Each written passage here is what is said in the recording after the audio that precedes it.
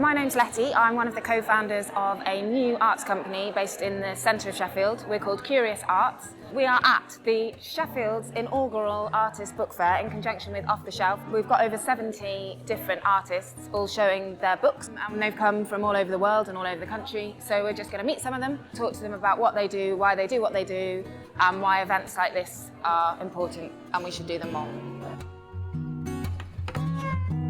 Isam, Yep. you've come from where? Cairo, Egypt. All the way specifically for this? Yeah, exactly. Yeah. That's amazing. Yep, it is. So why? Because my work was here before, so there was the Sheffield International Book Art Prize. Yes. And I applied with one of my books. And so I thought, why not come and see it in person? What really interests me in the books was the old books. So things like medieval books or like old Coptic books, and how these, they look very beautiful, but the content of them usually is traditional. So it's either religious or sometimes scientific texts, but they're not used anymore as a contemporary art. Okay. So my books plays with this. So I use these old traditional structures, but I would add a contemporary content to them. Wow. So I play with Arabic, for example, a lot in my work. So here, this is an example where the book is very traditional in the sewing, but it actually doesn't have any content in it. The content is on the side. So it's a play with what's inside a book and what's like the book cover, yeah, and the book don't cover, judge a book by its and cover. yeah, exactly, Yeah. exactly. Okay. And because actually, when you open the book, the content diffuses. So Yes. it's this idea, and again, it's very playful, where you can play with it. It's almost like a sculpture. It's amazing. Yeah. Each one of them would take like a week or so to do. Yeah, because there is the paper part of it, then there is the design aspect of all the pages or all the sections inside the book, then putting it together. I thought it was going to be longer. That's brilliant. Thank you so much. For talking Thank to you. me. Okay, Thank you. lovely to meet you.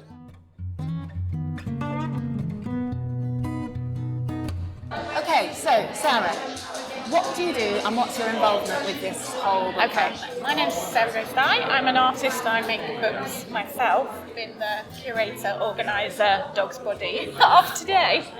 What is an artist book? How do you define an artist book? Oh, that is a massive question that is really hard to answer because because there's so much variety. there Looking is, around. and the aim of today was to cover every aspect possible.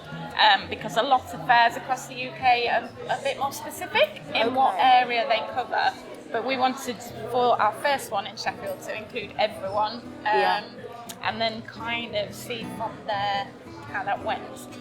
Because artist books can be an actual written book, they can be sculptural things, printed things, stitched things, handmade things. They're beautiful, aren't they? They're beautiful. So our main aim and why this came about is because we have in Sheffield a collection of over 800 artist books already that were donated through the Sheffield International Artist Book Prize over the last few years.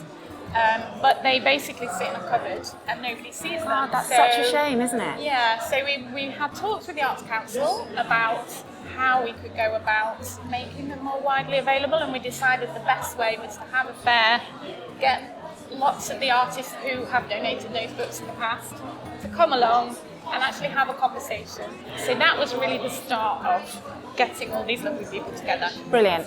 Thank you so much. I'm Jan Hopkins, and I'm an artist living and working here in Sheffield. This is a machine-generated text. The Raspberry Pi is running a program that uses things called Markov chains to generate new text from a corpus that I've given it. So it's kind of giving you a new perspective on old texts. It came from a bigger installation that I did that was about the emotive grid, so where emotion might be in a grid. A commentary, really, on the interpretation of text of light on a matrix.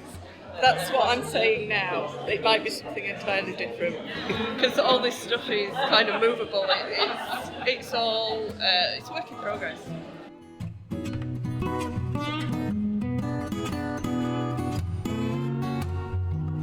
Luke, hello. Hello. What are you doing? I'm writing stories for people. This is my full-time job. Wow. So just talk us through the process. How does it work? So people come up to me and they go, "It's a typewriter. Have you seen a typewriter before? Look, this is how it works." And other people go, "Oh, can you still get the ribbons for them?" And other people are like, "Oh, what? Can you write me a story?" I'm like, "Yes." That's what we're here for. And so right now I'm writing a story for two kids who want a story about an elephant concert.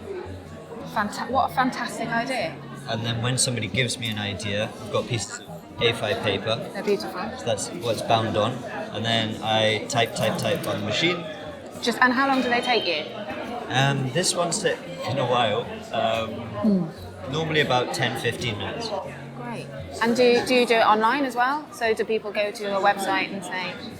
I've tried doing that, but You have to meet them. yeah. And I think it's an energetic thing. It's like meeting somebody and being like, yes, and also being within these constraints. I need to finish this story for people. Yeah. So how did it start though? How did you start writing stories for strangers? On the street in London, South Bank outside Tate Modern. I moved to London to become a writer, and I worked in the press and I worked in advertising, and was asked to write a litany of things that weren't useful to anybody and didn't agree with what I thought was going to be useful to people. Lots of toxic stuff in the news and advertising, like we all know. So I decided that I would rather write directly for people, and I saw somebody busking when I was in Berlin, and I hadn't ever considered busking before, and I just saw what it was doing for them and what it was doing for the people in the street, and understood that the street is an incredible place to practice making art. If art's going to affect somebody, I think that's what I think art should do, is its value is how much it affects somebody. Then the place where you can reach the most people and interact in the most honest way without the glamour of screens is the street. Amazing. Could you read us one of your stories? Yeah, absolutely. The mountains looked like the kind that could not be climbed. Slick sides thick with ice and crags like the teeth of tramps who'd had their mouths split open in barroom brawls for decades. Tall, very tall, and not a human around those mountains at all except for one. Very brave or very dumb, who could tell? She was neck deep in snow, in a situation most would describe as hell, yet she was grinning. Adventures were what she was winning, and as dusk fell and the sun hid away behind the mountains, the moon was hidden by a sudden, huge shadow. The shadow moved fast, faster than a car might pass or a dragonfly dart across a pond. She felt a wind pull behind the shadow, sending her hair into spirals like staircases. This finally was the experience she was searching in these mountains. The great shadow slid up from the bottom of the valley, and she raised her eyebrows. She saw the great airborne beast was on its way to its cave. I don't remember writing that at all.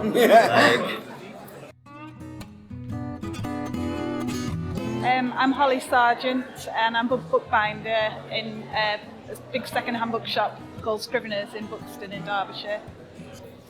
I think it's a really different craft that you don't see in very many places, and books are all around us, and yet you don't see ones that are folded in such interesting ways as you get here, and I think it's just really lovely that everyone can show their work, and I think the public appreciates seeing something different like this. I think it's the friendly nature of it that everyone likes to share ideas and seeing everybody else's work, and it's just, I find it inspiring to go away and make new things when I've been to an event like this. Michelle, tell us all about this. Right, well, my work is all about the sea.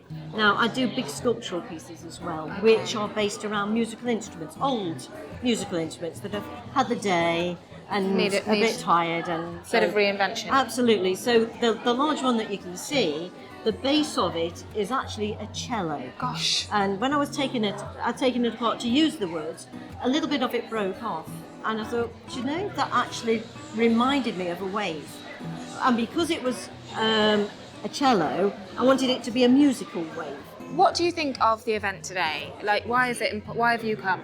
Well, I'm local to start off with. Oh, I am in Sheffield myself. Okay, brilliant. And I think book shows really need to be pushed more. Really need to be pushed more.